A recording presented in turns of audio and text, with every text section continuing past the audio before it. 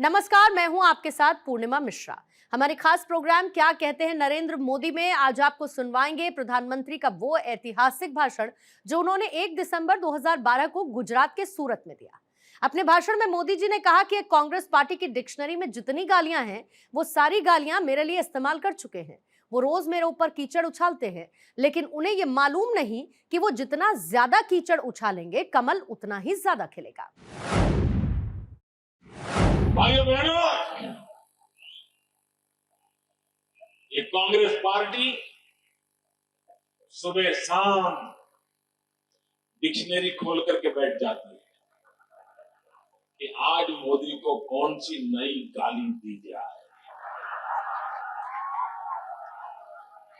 Dictionary में जितनी गालियां हैं वो सारी गालियां मेरे लिए इस्तेमाल कर चुके हैं। रोज कीचड़ उछाल रहे हैं, कादव फेंक रहे हैं, लेकिन मेरे कांग्रेस के मित्रों कान खोल करके सुन लो, आप जितना कीचड़ ज्यादा उछालोगे कमल उतना ही ज्यादा खिलेगा।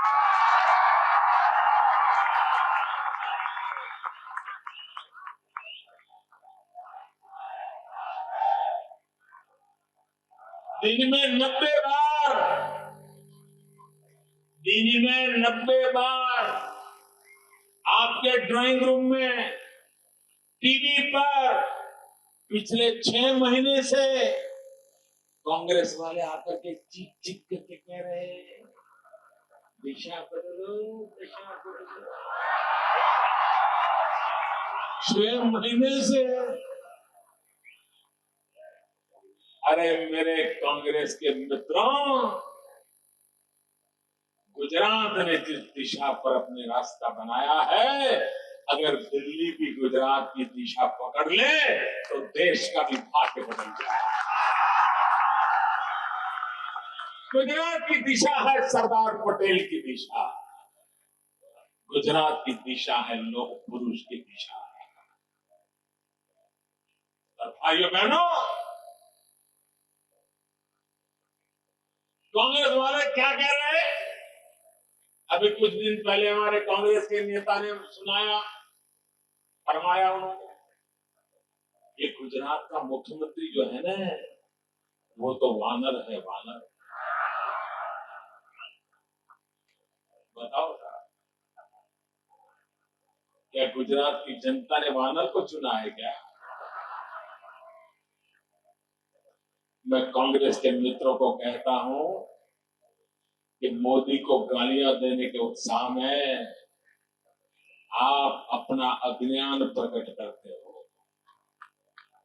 आपने मोदी को वानर कहा है, मैं आपके इस प्रमाण पत्र का स्वीकार करता हूं।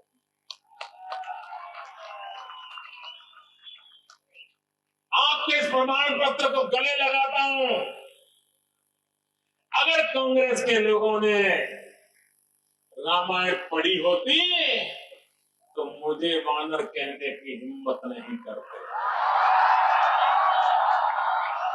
कांग्रेस वालों को पता होता कि वानर सेना की ताकत क्या होती है। और मुझे गर्व है, अगर मैं वानर हूं तो मैं उस हनुमान परंपरा की विरासत का अंश हूं। और हनुमान जी तो सेवा के लिए, निष्काम कर्म के लिए आज भी विश्व के अंदर बेमिसाल है। उनकी भक्ति अतुल्य है। अगर हनुमान जी का सीना चीर करके देखा तो उसमें राम और सीता दिखाई दिए थे। मेरे जैसे वानर का सीना चीर करके देखोगे 6 करोड़ गुजराती दिखाई देंगे।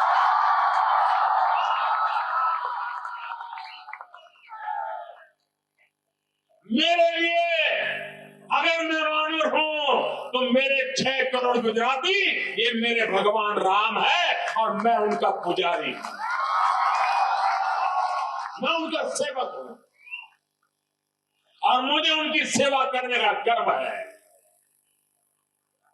ऐसा सौभाग्य कहां जब गुजरात के ऐसे महान नागरिकों की सेवा करने का ईश्वर ने मुझे अवसर दिया।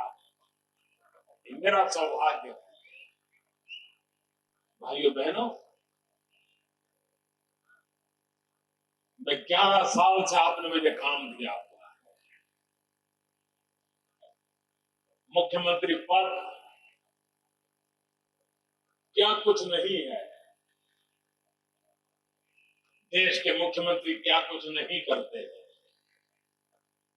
लेकिन कभी आप अपनी तरफ देख करके सोचिए, आपको भी कभी कभी बहुत काम रहता होगा तो मन में इच्छा होती होगी एक दिन छुट्टी का मिल जाए तो अच्छा होगा। होता है ना, ऐसा मन करता है ना। आपको भी कभी छुट्टियों के दिनों में घूमने के लिए जाने का मन करता है ना। ज्यादा पैसे तो कुल्लू मनाली चले जाओ, कोई आबू चले जाए, कोई सापुतारा चले जाए, जाते हो ना भाइयों बहनों, हर किसी को मन करता है। लेकिन गांधीनगर में एक ऐसा मजदूर बैठा है जिसने 11 साल में एक बार भी अपने लिए एक कल्याणकारी उपयोग नहीं है, घंटे का भी उपयोग। ये मजदूर मुख्यमंत्री आपको मिला है, आपकी सेवा के लिए सदा सर्वदा तैयार है। भाइयों बहनों, कांग्रेस के लोग, इनको पहचानना बहुत जरूरी है। ये आपको कहते हैं ना, दिशा बदलो दशा बदलो। 2007 में जब चुनाव हुआ तो मैडम सोनिया जी छोटा उदेपुर आई थी चुनाव प्रचार के लिए, और उन्होंने सबसे पहली रैली की थी छोटा उदेपुर में। बहुत सारी भीड़ इकट्ठी की थी, न जाने कहां कहां से उठा करके लाए थे, कैसे कैसे लोग लाए थे। और उस समय 2007 के अखबार निकाल करके देखने जैसे है। इतना मनोरंजन मिलेगा, इतना मनोरंजन मिलेगा, वो अखबार को निकाल कर पढ़िए। 2007 के टीवी के चैनल के न्यूज देख लीजिए, क्या क्या आरती उतारी गई थी, कैसी भक्ति की गई थी। सोनिया बहन आई, छोटा उदेपुर में आई, गुजरात में छा गई। अब मोदी का पत्ता साफ, अब कमल कुचल जाएगा, पंजा भारी पड़ जाएगा। अब मोदी गया, अब तो 3 दिनों बाद मोदी गया। अखबार से भी बड़े फोटो छप गए थे। ऐसी हवा बनाई थी, ऐसी हवा बनाई थी कि बस अब गुजरात तो हो गया, कांग्रेस कांग्रेस हो गया। लेकिन जब चुनाव हुआ तो क्या हुआ? जिस छोटा उदयपुर में मैडम सोनिया जी ने इतनी बड़ी रैली की थी, उसी छोटा उदयपुर में कांग्रेस का घोर पराजय हो गया।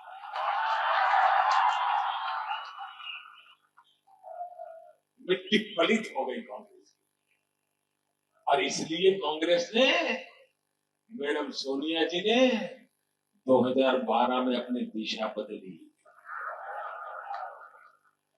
2007 में छोटा उदयपुर गई थी तो 2012 में राजकोट में। कांग्रेस के मित्र समझ लीजिए, छोटा उदयपुर में आपका हाल बुरा हुआ था, सौराष्ट्र की धरती पर आप गए हो, वहां तो आप खोजने के बाद भी हाथ नहीं लगने वाले, साफ हो। जनता आपका हिसाब चुकता करने के लिए बैठी हुई है। आपने गुजरात की, देश की जनता के साथ नाइंसाफी की है, चीटिंग किया है, और कोई व्यक्ति कभी भी कोई चीटिंग करे तो माफ नहीं करता। ऐसी कांग्रेस पार्टी को गुजरात की धरती पर से उखाड़ फेंकने का वक्त आ गया। भाइयों बहनों, ये महात्मा गांधी की भूमि है और महात्मा गांधी की एक इच्छा अधूरी रह गई है। उस इच्छा को आप पूरा करोगे? ऐसे नहीं। महात्मा गांधी की एक इच्छा को पूरा करोगे? महात्मा गांधी का एक अधूरा काम पूरा करोगे? भाइयों बहनों, महात्मा गांधी ने अपने आखिरी दिनों में कहा था कि इस देश में अब कांग्रेस की जरूरत नहीं है। महात्मा गांधी ने कहा था कांग्रेस को बिखेर दो, आजादी का काम पूरा हो गया, अब कांग्रेस को बिखेर दो। लेकिन कांग्रेस के नेताओं ने गांधी की बात को माना नहीं। गांधी का वो काम अधूरा रह गया है। इस चुनाव में आपको पूरा करना है। गांधी का सपना था कांग्रेस को समाप्त करो, वो काम पूरा नहीं हुआ है। मैं यहाँ के नागरिकों से प्रार्थना करता हूँ कि अब कांग्रेस को समाप्त करने का काम गुजरात के चुनाव में होना चाहिए। ये महात्मा गांधी को सबसे बड़ी श्रद्धांजलि होगी हमारी। किसी ने ऐसी श्रद्धांजलि नहीं दी होगी कि उनका एक जो सपना अधूरा रह गया है उसको किसी ने पूरा नहीं किया। ये गुजरात की जनता करके दिखाए। भाइयों बहनों, कांग्रेस वाले झूठ चलाने में माहिर है, माहिर। बिल्कुल बिंदास, कोई डर नहीं, चिंता नहीं, खुलेआम बोलता है गुजरात में विकास ही नहीं हुआ है। आपके गले उतरता है? इनकी झूठ बोलने की ताकत देखो। विकास हुआ नहीं। अभी एक दिन चलाया उन्होंने कि गुजरात में शिक्षा बहुत महंगी है, गुजरात में शिक्षा का व्यापारीकरण हुआ है, मध्यम वर्ग का बच्चा शिक्षा नहीं ले सकता है, पढ़ाई नहीं। ऐसा झूठ पिछले 6 महीने से टीवी पर आकर के चीख चीख करके बोल रहे हैं। भाइयों बहनों, मैं आपको कुछ जानकारी देना चाहता हूं और जानकारी भी मेरे पत्रकार मित्रों ध्यान से सुनिए, आंखें फट जाए ऐसी जानकारी है। महाराष्ट्र में कांग्रेस की सरकार पिछले 10 साल से लगातार चल रही है। आंध्र में कांग्रेस की सरकार चल रही है, राजस्थान में कांग्रेस की सरकार चल रही है, हरियाणा में कांग्रेस की सरकार चल रही है। मैं सिर्फ उन्हीं को आपके सामने प्रस्तुत करता हूं। महाराष्ट्र के अंदर सरकारी इंजीनियरिंग कॉलेज कितनी है? 7। महाराष्ट्र में सरकारी इंजीनियरिंग कॉलेज है 7। राजस्थान में सरकारी इंजीनियरिंग कॉलेज की संख्या है 10। आंध्र में कांग्रेस की सरकार है, सरकारी इंजीनियरिंग कॉलेज की संख्या है 10। और जिस गुजरात को आरोप लगाया जाता है कि यहां शिक्षा का व्यापारीकरण हुआ है, उस गुजरात में सरकारी इंजीनियरिंग कॉलेजों की संख्या है 19।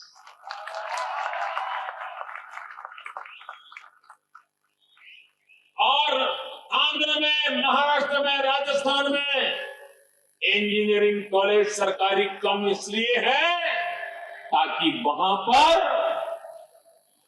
सारे कांग्रेस के राजनेता शिक्षा के व्यापार में लगे हुए हैं। सभी सर्वाधिक शिक्षा संस्थाएं कांग्रेसियों के द्वारा चलाई जाती हैं और इसलिए महाराष्ट्र में प्राइवेट इंजीनियरिंग कॉलेज जो ज्यादातर कांग्रेस वाले चलाते हैं उसकी संख्या है 536 सरकारी कॉलेज 7।